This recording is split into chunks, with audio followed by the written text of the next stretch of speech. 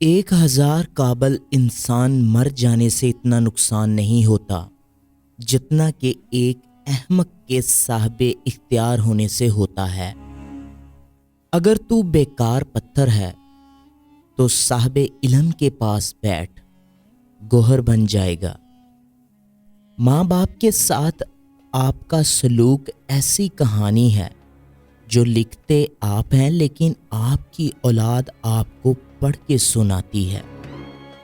خبردار، بہت سے شیطان انسان کی صورت میں ہیں، بس ہر شخص کے ہاتھ میں ہاتھ نہیں دینا چاہیے۔ درویشوں کے علاوہ دنیا کے باقی لوگ بچوں کی مانند ہیں جو کہ دنیا کے کھیل میں مگن ہیں۔ اس دنیا میں کوئی خزانہ سانپ کے بغیر، کوئی پھول کانٹے کے بغیر اور کوئی خوشی غم کے بغیر نہیں ہے۔ جبرائیل کی طاقت خوراک کی وجہ سے نہیں بلکہ اللہ تعالیٰ کے دیدار کی وجہ سے ہے۔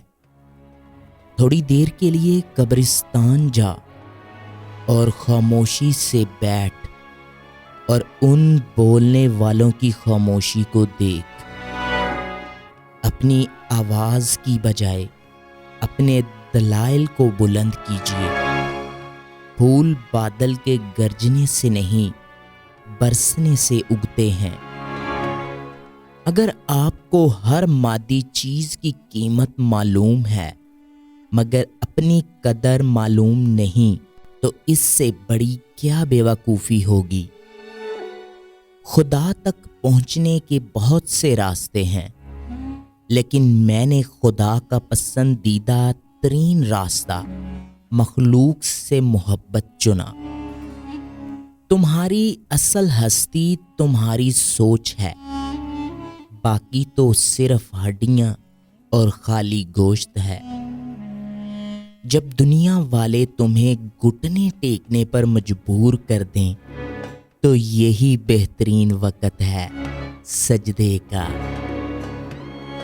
انسان اپنے اندر چھپی ہوئی نفسانی خواہش کی وجہ سے برے لوگوں سے مغلوب ہو جاتا ہے۔